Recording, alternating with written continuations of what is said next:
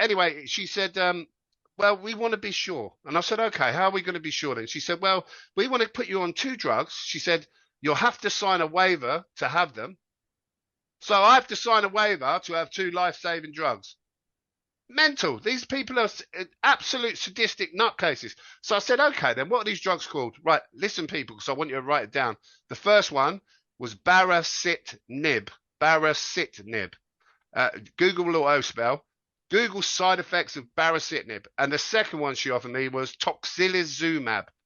Toxilizumab. Because they're a difficult name to it. I want people to know the truth.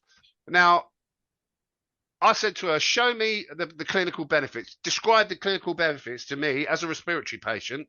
Well, I look at the side effects. Difficulty breathing, difficulty swallowing, liver function, swelling in throat, all the things that would kill you. These people are mental. They're absolutely mental. And they're in up to there now, so they can't stop. They can't stop, and they're not going to stop.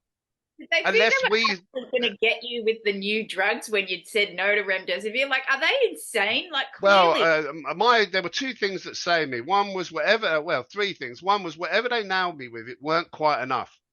And I suspect the next wallet I get will be enough. That's why I say I'm not frightened. Let them do their worst. That the other thing I would say is I think these people know that they're doing wrong. You can see it in their face. You can hit the whispers in the ward. They can't make eye contact. They know what they're doing is wrong. If you give someone a drug and you watch the outcome and they consistently fall over, you know what's going to happen as you're giving them that drug.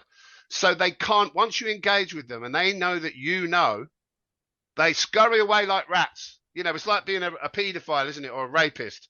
And then me saying, I know you're a paedophile and a rapist. Oh, fucking hell, And that's what I saw in these people. And they scuttled away. And she even had the cheek to say, sign a waiver. She said, well, I'll come back tomorrow. She was obviously on a good bonus if she could coerce me into doing it. And perhaps if they could get me to feel a bit worse, I might be a bit more desperate to be saved, And I was like, I said, I'll die. And I watched the 2 guys opposite me who'd had the drugs because they believed these girls. And this consultant, and I listened to him choking to death. And the nurses were taking them shots of morphine. Now I'm not a doctor. Why would you take a respiratory patient fucking morphine? Someone who's on a ventilator just to kill them off, just to kill them because they were getting a big payment. That's what's happening in hospitals. But we've been conditioned not to believe it. And they were very clever. Here in the UK, they actually did the most heinous thing. So very early on in COVID, they broadcast what heroes they were. And they got everyone on I think it was a Thursday at 8 o'clock to stand and bang pots on doorsteps. And there was a great feeling of togetherness. And I banged on doorsteps because I didn't know. I was like, yeah, I'm really grateful as well. These people are wonderful. And it gelled and it imprints that hero status in people's minds, doesn't it? Because there's that feeling of together, we're going through it, we're in the trenches, not realizing that they're carrying out heinous acts on government policy, killing people for money. And that is the reality. That's what's happening. And I don't care who I tell. I'll tell anyone because I want to try and it's a numbers game, isn't it? If we can get enough numbers, at the very least, it's going to make it that much harder for them. John, look, it's like the numbers are out too. They're just not, people just aren't seeing them. And even if they do see them, even if you put it in front of their face, they cannot, they're in complete denial about it because... Well, I think coming to terms with the fact that you've allowed them to poison you to death, and you're likely, the reality is you're probably going to fall down and die suddenly at some point, must be really, really hard to accept, mustn't it? I mean, I wonder, while I was in there, I was given steroids and antibiotics. And I wonder, did they vaccinate me? I'll never know. If I drop down suddenly dead, I've asked my embalmer already, open me up, document it and get it out to the world. And if I'm full of these white clots, you'll know.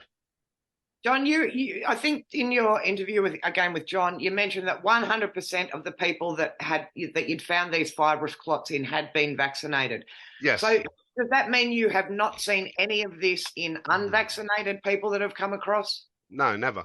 No, never. No. And I think a pointer to that is think about it from the perspective of these weak, soulless demons that are orchestrating this. Would you release a pathogen that could possibly kill you and your family? No, of course you wouldn't. They haven't taken the jab, right? You would give a narrative, wouldn't you? So that and it was never about COVID. It was about the cure, the vaccine. They're not taking the vaccines, or they're taking substitute vaccine. It's been documented well. In fact, in the American government, loads of them had immunity while everyone else was mandated. You know, what can't fucking people see? Is very, very wrong with that. You know, over here early on, they were locking people down, destroying livelihoods while they're all partying, maskless in Westminster, because the videos all come out and showed it. So it's not like it's not rocket science, but coming to terms with that, people are comfortable. You know, we've got you get weak men in this generation. I think we're soft. You know, they're not warriors. They've got man buns and they've effeminized them, and they're trans and they're cross-dressing, they're bisexual, and they're pushing it out. I remember years ago, there was a band called Frankie Goes to Hollywood, right? And they released a song called Relax. And it was back when there was some moral compass in the mainstream media. And I remember there being an absolute uproar. You know, here's this openly gay band with explicit lyrics about coming and, you know, and they wouldn't play it. It was banned everywhere. Now that's absolutely nothing. The biggest pop stars for kids, the biggest influencers shoot each other, deal drugs, bash women about, serial philanderers, aren't they? The gangsters, criminal, and kids worship them. So what do you think they aspire to be? And it's been a very careful, gradual process, do you know? And that's what they've done. But I see through them. And do you know what? Even if I go at my grave, I'll still go at my grave saying bollocks, you know, because I see through them. I see through them. And I feel it's my job to tell people and to try and save as many people, or wake them up, or inspire them, or just get them to question something, or just get them not to go and get jabbed again. You know, and I said, I had a commercial pilot get in touch with me about 6 months ago, and he said to me, the next one's bird flu. Me and my mate have been flying them in. And that was about 5-6 months ago, flying them in, millions of vaccines, all ready for bird flu. Right. And here we are. They're talking about bird flu now. You know, so it is what it is.